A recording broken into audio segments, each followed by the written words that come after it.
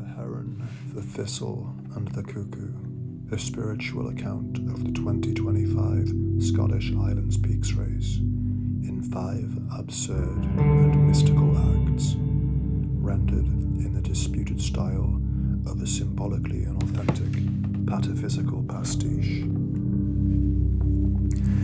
This being my 3rd pilgrimage upon the adventure known as the Scottish Highlands Peaks Race, may now be declared a recurring revelation of the metaphysical and orthopedic kind. This year, the divine absurdity manifested itself in a yacht known as the Soar of Appin, a modest boat with the temperament of a retired theologian. Now, the company on the Soar of Appin was generally of a high standard, cheerful, competent, and bearing the sort of dispositions one might expect from men who willingly set sail into uncertain waters in pursuit of distant mountains. Together we formed a quintet of seekers, some to run, some to sail, all to be undone. She was skippered by Brian, a man who had once made his fortune in the mysterious art of interrupting electricity at crucial moments. Serene, precise, and possessed of a manner suggesting he knew things about you that even you did not. His son Murray dealt in whiskey by trade and in non-Euclidean rowing by accident. Murray served as first mate and spiritual ballast, carrying in his flask the kind of fire that burns away doubt. Functioning as both sailor and stoic-in-chief was Alex Spence, my teammate from the Elixir of Lawn campaign of 2023, back and untarnished by previous hardship, which proves either resilience or poor memory. Then William, a man who walks as if each footfall tests a different plane of existence, was my running partner again. He's the one who inducted me into this mystery play to begin with, and naturally, me. As is the custom of Will and I, our very participation was in jeopardy again, due to the various scrapes we tend to get ourselves into on the lead up to the race. In our last race with one another, Will had collapsed himself into the arms of the Cleveland Mountain Rescue Team on the Gisborough Moors, whispering about geometry and error, having descended a slope faster than gravity advised. That had been 5 weeks before this year's Scottish Highlands Peaks Race, but his positivity about making it to the start line was unwavering. As for me, I had committed the sin of ambition on Good Friday, cycling 330 kilometers coast to coast to coast, like a man trying to escape himself. My Achilles, never consulted, revolted, singing duets of wrath and inflammation. Rest followed, of the sort that tightens the soul. Act 1, Oban. It was a bright day in Oban Bay, the kind of day that made the sea look guilty. 37 yachts gathered, not at sea, but at the trembling edge of a mirror. Water so still it refused reflection, their sails, white as Cistercians' robes, barely flinched in a wind that arrived from no known direction. Each vessel bore a name that could not be spoken, only remembered in dreams. The run start was not marked by a gunshot, but by a loosening, a letting go of expectation. Will, the alchemist of pain and pacing, kept us steady. No glory or agony, just the measured trudging up and down a hill that neither noticed nor required our presence. We finished somewhere near the middle of the mob, which is the safest place in both war and sport. The run, the kayak, the rowing, rituals of attrition, the boat, the breeze, the beginning. We arrived on Mull in under 4.5 hours, delivered by wind, goodwill, and the suspicion that we were doing something ridiculous with an almost holy intensity. Act 2, Mull. The heat arrived like a verdict you'd forgotten was pending. The land was dry and the sun full of opinions. We ran sensibly, conserving ourselves wisely, which is to say, with the knowledge of what had gone wrong in other years. We ran through heather and boulder, along ridge lines where the air shimmered not with heat, but with the residue of thought. The sun pressed its thumb into our backs. We passed others, some moved with strength, others with fear, and some as if following orders given in dreams. At the summit of Benmore I looked out and saw the sea, flat, endless, unmoved. Thankfully we had no nonsense from the Coronamphern control this year. It was swiftly located, then we briefly ran and conversed with the Bequia boys, Stuart and Pavel, who moved like cheerful omens. Stuart had the calm certainty of a man long apprenticed to difficult rituals. He mentioned this was his 17th Scottish Highlands Peaks race. I suggested to Will we follow his line as we contoured around Ancruchen. After 17 tries, he must have found the mountain's secret path. There was a moment, brief, blessed, when I saw the Thistle, proud and alone, the finest example of a thistle I've ever seen, a purple sentinel in a land of green chaos. I was filled for a moment with something not unlike clarity. It stirred from within by the sound of highland pipes and images of biscuit tins. Whether it was the thistle itself or a dehydration hallucination, I cannot say. But we pressed on, and the line we took on the slanting flank of Glen Clachaig felt good. The water we gathered from the falls was cold, clean and alive, far preferable to the river Clachaig in the glen, which was reduced to a trickle and tasted of forgotten things. The line was true and the road to Salon was tolerable. Note on Mull footwear. Many runners arrived in the gleaming optimism of road shoes, fell shoes strapped like talismans to their packs, ready to be invoked where tarmac yields to heath, then dutifully swapped back once the path resumed its civilized veneer. This year I committed to wearing proper fell shoes for Mull. They lacked the comforting squish of trail shoes, but they were light and minimalist, and lent to my gait the illusion, if not the actuality, of speed.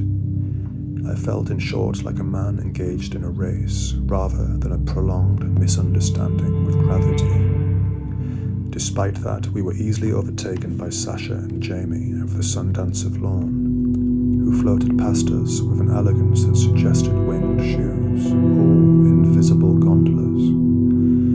We returned to the Soar of Appin, reborn in calf and spirit, and back aboard the boat we learned we were 12. But this was an ordinal of the world below.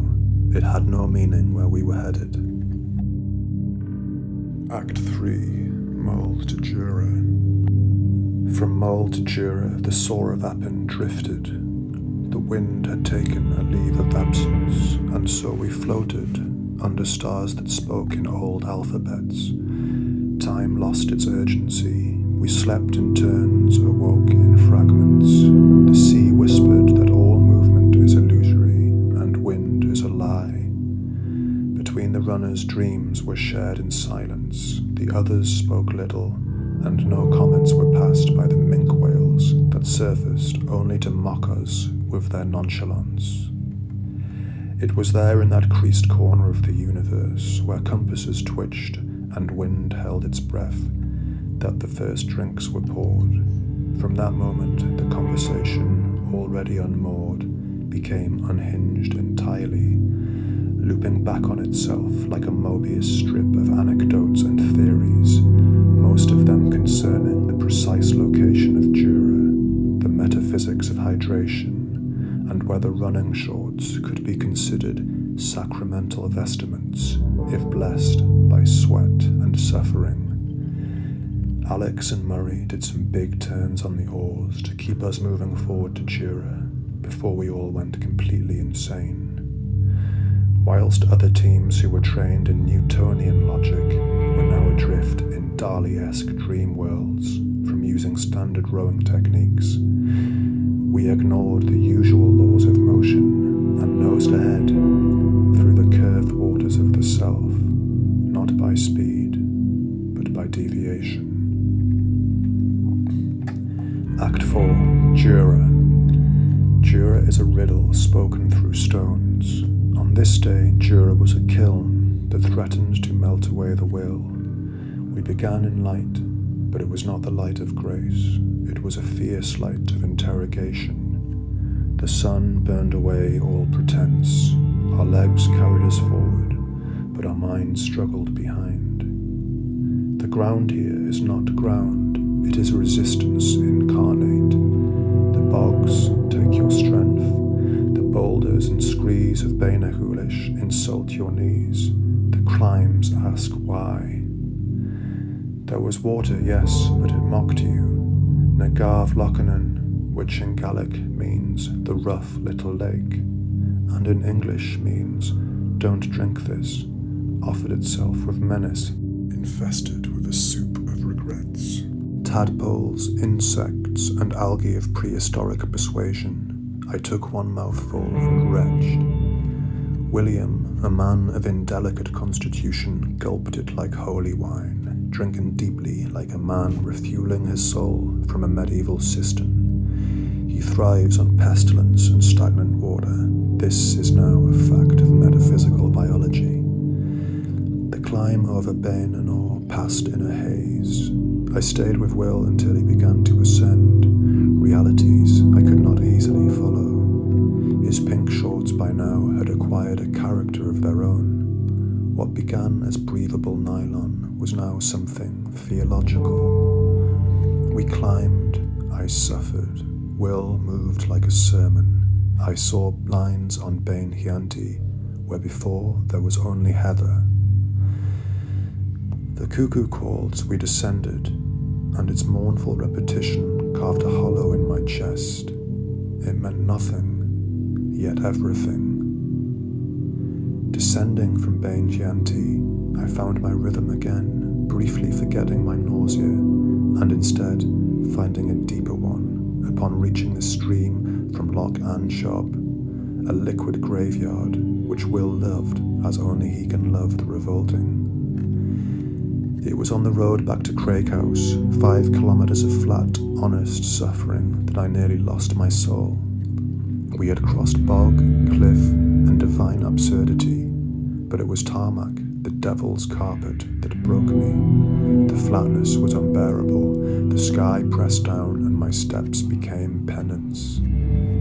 Despite my suffering, we still managed to set the 9th fastest time in Jura, moving us up to 10th overall and 4th in our class. I began to entertain, cautiously, like a man testing a dubious chair, the idea of a podium finish. Soon it bloomed into an Ahabian obsession, dragging me forward through pain, pointlessness, and terrain seemingly designed by a lunatic god with a grudge against knees. I had the mad hope that futility, if pursued hard enough, might count as progress. Interlude, the becalming and the error. From Jura to Arran we went in a nautical circle, propelled by mistakes and hypotheses.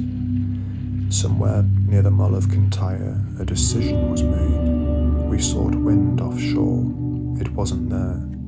Boats passed us like truths we had ignored, smug with inshore wisdom. We, meanwhile, invented new synonyms for stuck.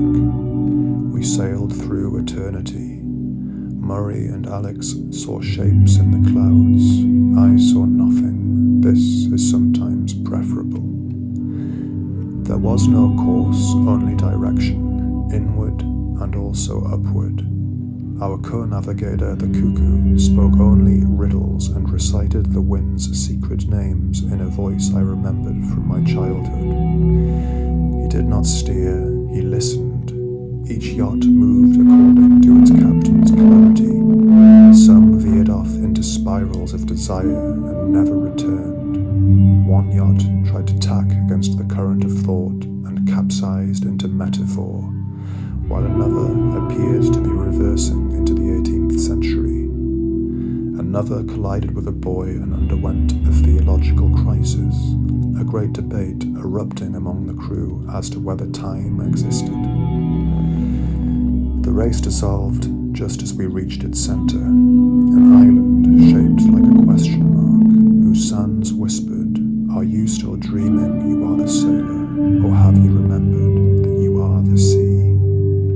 I stood on the deck of the Soar of Appin, my hands calloused from invisible labours. I dreamed up various ways forward, including a pair of bicycles affixed to a propeller via a system of gears so convoluted it required a treatise. We waited days or seconds, it made no difference. Time was the first Kantian category that we surrendered to. Act 5, Arran. But oh Arran, island of finality, Arran is the memory of a mountain. The legs remembered themselves, and from 17th to 10th we ascended the table like goats up a bell tower. The climb to Goatfell began with rhythm, and my breath came with purpose. The pain returned, but this time it spoke of direction, not doubt. The summit came, and with it a stillness so complete I nearly wept. William stood beside me, changed. I changed shorts, he said. I nodded, as this meant something. His shorts, always shifting, held significance. He wore now the final pair, the ones unseen, felt only in principle, the shorts of completion. We descended as if descending from self. As we traversed Brodick Bay, I saw the heron. He stood still in the marsh, watching me with the long, disapproving stare of a former schoolmaster. The heron is both the mourner and the joke, sad by design, hilarious by implication, a symbol of solemnity, mocking all that is solemn. I used to watch them from the window in my Mile End house, perched on chimneys like depressed philosophers. They always looked miserable in a way that comforted me. You look sad, Mr. Heron, I used to think. I feel sad too. But here on Arran, the heron seemed pleased. When it departed, it did not ascend, but vanished, as if recollected by a more coherent reality. And as with the Thistle and the Cuckoo before, I felt myself charged with a quiet, unaccountable force that carried me forward. Onwards to Lamlash we ran, picking off pairs of runners as we went, drawing them in like shadows returning to their source. As in previous years, I have felt stronger as the race has progressed, and in the final tally, our run across Arran was marked as the third fastest this year. Although in truth, many of the fastest runners had retired or exploded, but still, in a race like this, survival is speed. Finale, the sea's final judgment and the stew of revelation. We boarded the Soar of Appin one last time. I was jubilant, if spiritually disintegrating. The sea, however, had other notions and did not approve of our passage. The sea's violence was a cruel blow to two weary runners, hoping to relax below deck and enjoy some of Brian's stew, a dish as tempestuous as the journey itself. The secret to the stew was chopping everything while standing at 45 degrees to the boat, seasoning it with 25 knots of wind and stirring it with an onslaught of 6-foot waves. The stew was a triumph, but not possible. The sea would not permit consumption. It permitted only nausea and reflection. Food became an abstract, and eating was an ancient legend. The sea took hold of us, and all we could do was cling on. We lost a few places. I cared less than I should have. We arrived in Troon, not as victors, but as those who had endured the joke. coda, the end that isn't. By the time we reached Troon, I was done. Any thoughts of podiums had long since evaporated. What remained was a quiet respect for the act of moving forward, especially when lying down and becoming part of the landscape felt more reasonable. I'd had to dig deep this year, burning through ambition, glycogen, and most of my personality. There was nothing left for video logs or Instagram, the sacred tasks of modern bards, and with little memory of how the race actually unfolded, I knew this year's race report would require creative padding. William had pulled me through as always, dragging me along like a stubborn idea you couldn't discard, despite its holding you back at times. I don't know why he does it. Perhaps he is the Heron, solemn and ridiculous, surviving off bog water alone. The boys on the boat kept us from drowning in anything but fort, and the crack, by and large, was of the highest caliber. This was especially true once Brian and Murray began dispensing gin and tonics somewhere off the coast of Reason, in that peculiar fold in space-time near the Mull of Kityre, a location renowned for metaphysical weather and maritime despair, where causality goes to lie down for a bit. We did not triumph, we endured, and in certain races that is victory enough. In trials such as these, only one truth remains: to finish, ideally in one piece or enough pieces to reassemble. Then, gazing out into the true night, I saw the Trinity once more. The Heron waited there, standing on one leg again, sly, eternal, unreadable. One eye turned to me, the other to something beyond the visible. The Thistle, stubborn, radiant, absurd. The Cuckoo spoke once more before departing into the branches of an invisible tree. The race was not to arrive, but to know why you began. And in that stillness I understood. The Thistle wounds to awaken, the Heron vanishes to point the way, and the Cuckoo, eternally displaced, sings only where others forget how. Boundless gratitude is due to the stewards and custodians of this strange and splendid contest, to Sarah and Tobin, whose quiet precision and unerring hand sustains the entire unfolding, my sincerest thanks. There is, I think, no finer race in the known